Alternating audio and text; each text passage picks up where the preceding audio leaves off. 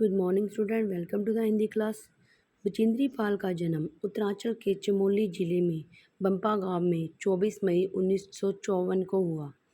बचेंद्री अपनी मां हंसा देवी नेगी और पिता किशन सिंह पाल की तीसरी संतान है।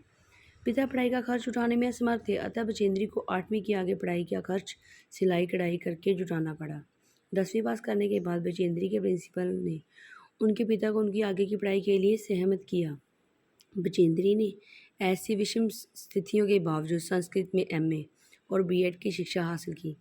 लक्ष्य के प्रति इतनी समर्पण भाव ने इन्हें एवरेस्ट पर विजय पाने वाली पहली भारतीय पर्वतारोही होने का गौरव दिलाया। बचेंद्री को पहाड़ों पर चढ़ने का चाव बचपन से ही था। जब उनका बड़ा भाई उन्हें पहाड़ पर चढ़ने से रोकता था तो इनके 6 साल छोटे भाई को पहाड़ पर चढ़ने के लिए उकसाता था। तब बचेंद्री को बहुत बुरा लगता था। वह सोचती थी कि भाई यह क्यों नहीं समझते कि जो काम छोटा भाई कर सकता है वह उसकी ये बहन भी कर सकती है। लोग लड़कियों को इतना कमज़ोर क्यों समझते हैं, नाजुक क्यों समझते हैं। बहरहाल पहाड़ों पर चढ़ने की उसकी इच्छा बचपन से पूरी होती होती रही। चूँकि इनका परिवार साल के कुछ महीने एक ऊंचाई वाले गांव में बिताता तो कुछ महीने पहाड़ों के नीचे तराई में बसे एक और गांव में। जिस मौसम में परिवार नीचे तराई वाले गांव में आ जाता, उस महीने स्कूल जाने के लिए बचेंद्री को भी 5-6 मील पहाड़ की चढ़ाई चढ़नी और उतरनी पड़ती। इधर बचेंद्री की पढ़ाई पूरी हुई, उधर इंडिया माउंटेन फाउंडेशन ने एवरेस्ट अभियान पर जाने का साहस रखने वाली महिलाओं की खोज करनी शुरू कर दी। बचेंद्री इस अभियान दल में शामिल हो गई। ट्रेनिंग के दौरान बचेंद्री 7500 मीटर ऊंची मान चोटी पर सफलतापूर्वक चढ़ी।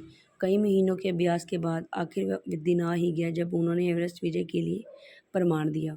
बचेंद्री एवरेस्ट को अपनी रोमांच पर्वतारोहण यात्रा का संपूर्ण विवरण स्वयं ही कलमबंद किया है। प्रस्तुत अंश उसी विवरण में से लिया गया है। इसे पढ़ते हुए लगता है जैसे मानो पाठक भी उसके कदम से कदम मिला रहे, सभी खतरों को वह खुद जीत गए और एवरेस्ट शिखर पर पहुंच गए हों।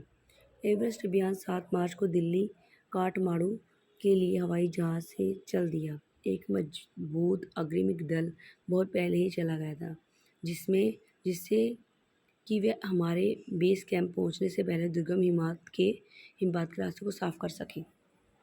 नमचे बाजार शेरपालैंड का एक सर्वाधिक महत्वपूर्ण नगरीय क्षेत्र है। अधिकांश शेरपा इसी स्थान तथा यहाँ के आसपास के गांवों के होते हैं। यह नमचे बाजार ही था जहाँ से मैंने सर्वप्रथम एवरेस्ट को निहारा, जो नेपालिया में सागरमाथा के नाम से प्रसिद्ध है। मुझे यह नाम अच्छा लगा। एवरेस्ट की तरफ गौर से देखते हुए मैंने एक भारी बर्फ का बड़ा फूल देखा जो पर्वत शिखर पर लहराता एक ध्वज सा लग रहा था। मुझे बताया गया कि यह दृश्य शिखर की ऊपर की सतह के लगभग 150 किलोमीटर अथवा इससे भी अधिक की गति से हवा चलने के कारण बनता है, क्योंकि यह तेज हवा सूखे पर पर्वत पर उड़ता रहता है। बर्फ का यह ध्वज 10 किलोमीटर या इससे भी लंबा हो सकता था। शिखर पर जानलेवा प्रत्येक व्यक्ति को दक्षिण पूर्वी पहाड़ों पर इन तूफानों को झेलना पड़ता, विशेषकर खराब मौसम में। यह मुझे डराने के लिए काफ़ी था, फिर भी मैं एवरेस्ट के प्रति विचित्र रूप से आकर्षित थी। इनकी कठिनतम चुनौतियों का सामना करना चाहती थी। जब हम 26 मार्च को पेरिस पहुंचे, हमें हिम स्खलन के कारण हुई एक शेरपा कुली की मृत्यु का दुखद समाचार मिला। खुम्बू हिमपात जानलेवा अभियान दल के रास्ते पर बाईं तरफ सीधी पहाड़ी के दसकने से लिहोत्से की ओर से एक बहुत बड़ी बर्फ की चट्टान नीचे खिसक आई थी। 16 शोरपा कुलियों की मृत्यु हो गई, 4 घायल हो गए। इस समाचार के कारण अभियान दल के सदस्यों के चेहरे पर छाए अवसाद को देखकर हमारे नेता कर्नल कुर्रे ने स्पष्ट किया, एवरेस्ट जैसे महान अभियान खतरों और कभी कभी मृत्यु भी आदमी को सहज भाव में स्वीकार करनी पड़ती है। उपनेता प्रेमचंद ने हमें नेतृत्व कर रहे थे। 26 मार्च को पेरिस लौट आए। उन्होंने हमारी पहली बड़ी बाधा खम्बू हिमपात की स्थिति से हमें अवगत करवाया। उन्होंने कहा कि उनके दल कैंप 6000 मीटर जो हिमपात के ठीक ऊपर है वहां तक का रास्ता साफ कर दिया गया है। उन्होंने यह भी बताया कि पुल बनाकर रस्सियां बांधकर झंडियों को रास्ता दिखाया गया है। काठियाड़ा का जायजा भी ले लिया गया। उन्होंने इस पर ध्यान दिया है कि ग्लेशियर बर्फ की नदी है, बर्फ का गिरना अभी जारी है। हिमपात में अनियमित अनिश्चित बदलाव के कारण अभी तक किए गए सभी कार्य व्यर्थ हो सकते हैं। हमें रास्ता खोलने का काम दोबारा करना पड़ सकता है।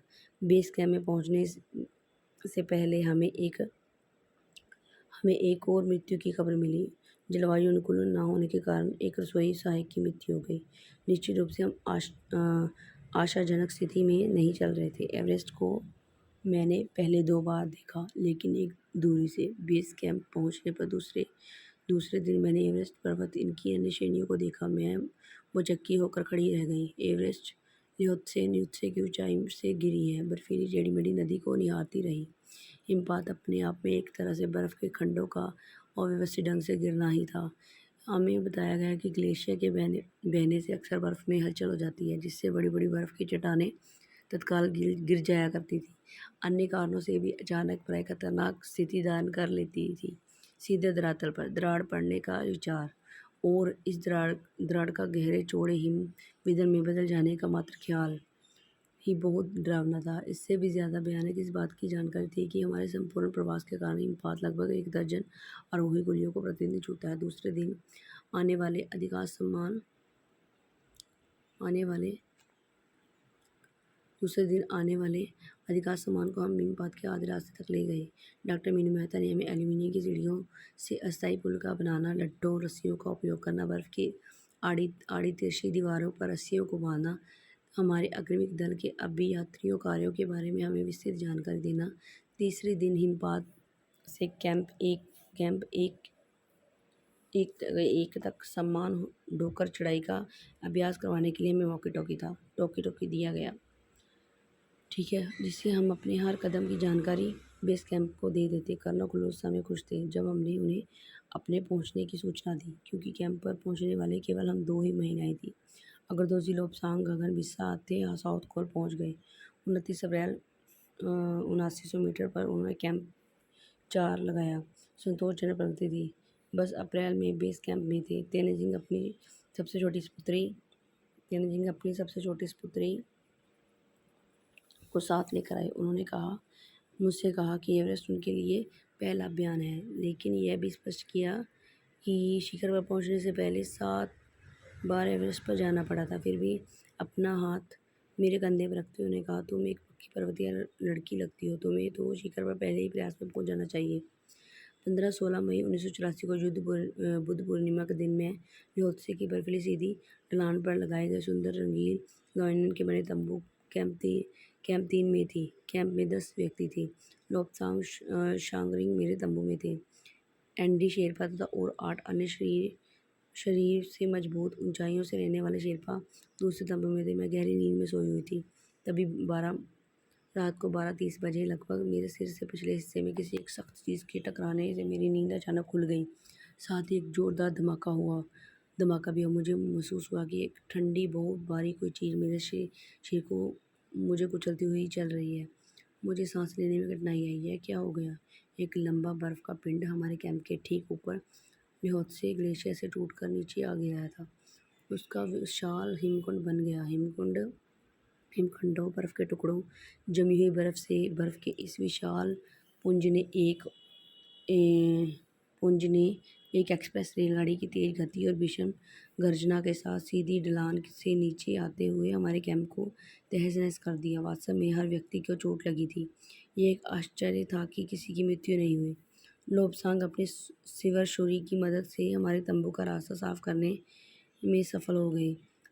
तुरंत ही अंत्य तेजी से मुझे बचाने की कोशिश में लग गए। थोड़ी ही देर बाद सीधा अर्थ था मृत्यु। बड़े बड़े हिमपातों को मुश्किल से हटाने उन्होंने मेरे चारों तरफ की कड़े जमे बर्फ की खुदाई की और मुझे उस बर्फ को कब्र से निकाल कर बाहर खींच लाने में सफल हो गए।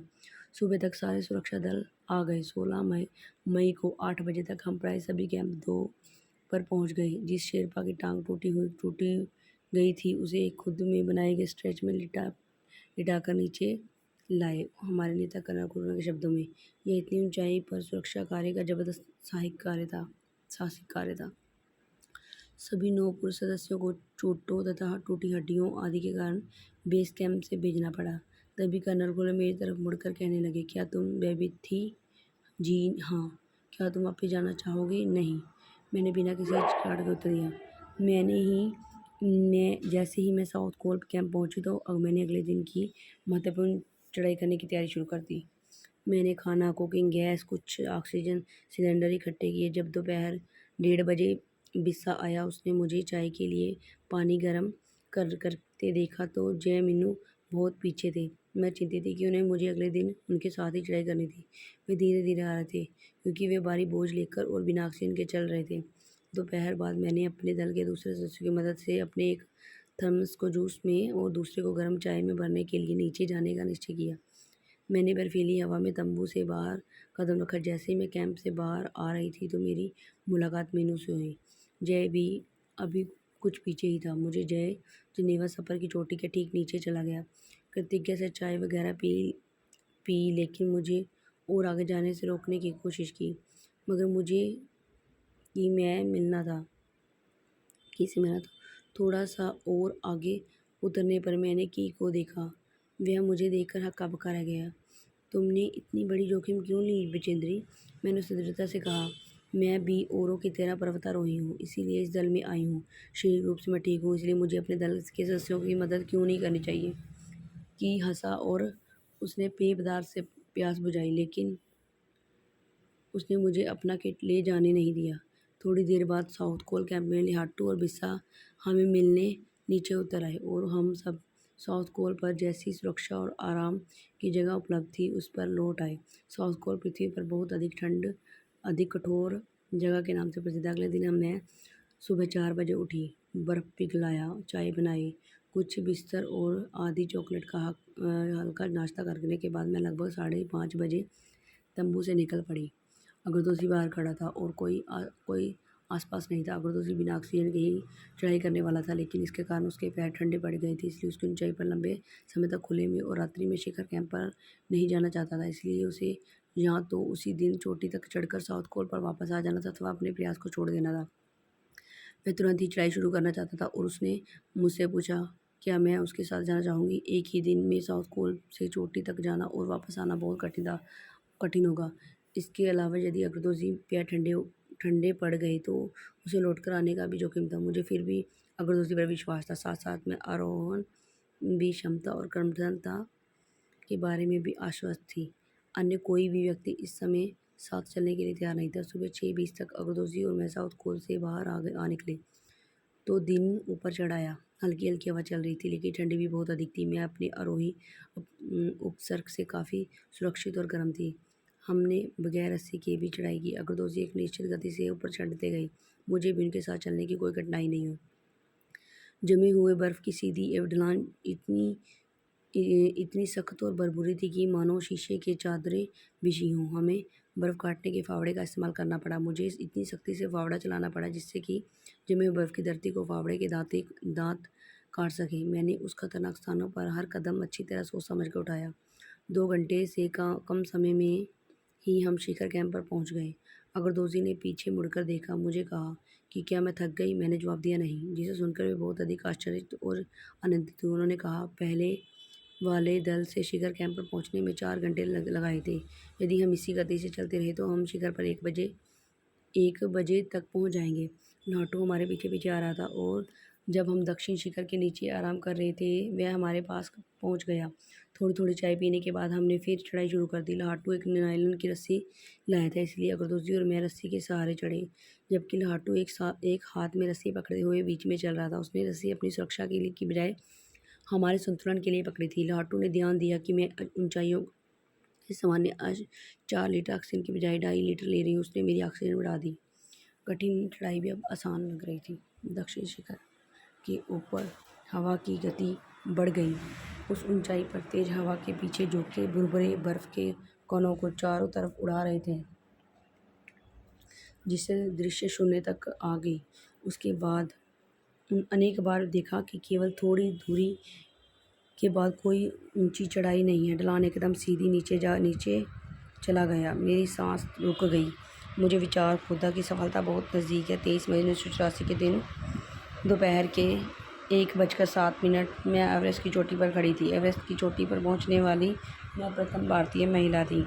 एवरेस्ट शंकु की चोटी पर इतनी जगह नहीं थी कि 2 व्यक्ति साथ साथ खड़े हो सकें। चारों तरफ हजारों मीटर लंबी सीधी ढलान को देखते हुए हमारे सामने प्रश्न सुरक्षा का था। हमने पहले बर्फ़ के फावड़े से बर्फ़ की खुदाई की, अपने आप को सुरक्षित रूप में स्थिर किया। इसके बाद मैंने घुटनों के बल बैठी बर्फ़ पर अपने माथे को लगाकर मैंने सागर माथे के ताज को चुंबन किया।